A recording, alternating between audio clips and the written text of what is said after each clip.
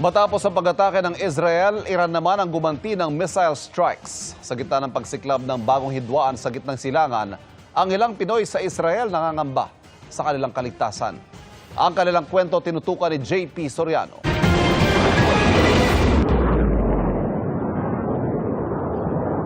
Sunod-sunod na dagundong at sirena ang narinig sa Tel Aviv, Israel.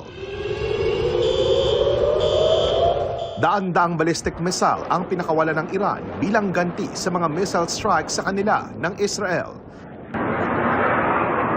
Sinala ng Iron Dome defense system ng Israeli Defense Force ang ilang Iranian missile.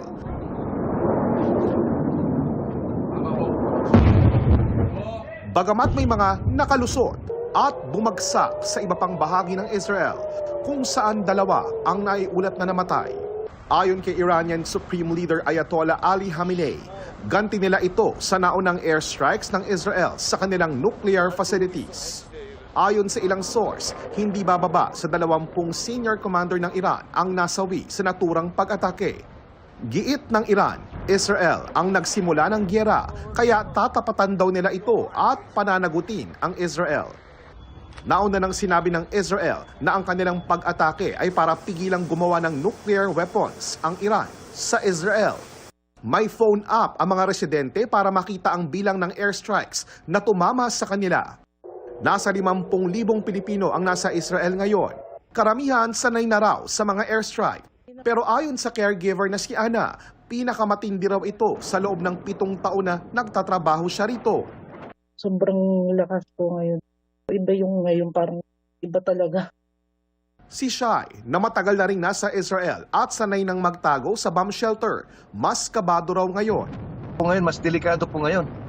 Kasi pinagsasabay po nila ang mahigit 100 na mga drones at saka ballistic missile at hindi 100% na makayanan ng mga ng Iron Dome yung nangyayari ngayon, kaya maraming lumulusot. Nag-convene na ang crisis management team ng Embahada ng Pilipinas sa Israel. To review the contingency plan, tapos tignan yung current situation, kung anong nangyayari. Chinek din natin status ng mga shelters, yung mga ginamit din natin the last time, no? Walang naiulat na Pilipinong nadamay sa mga pag-atake sa Israel. Wala pa ring mandatory evacuation pero may siyam ng OFW ang humiling na maparepatriate. We're coming up with plans to bring our people out, no, not by air but probably by land, towards Jordan or towards Egypt. Tapos syempre i-consider natin din yung repatriation by sea.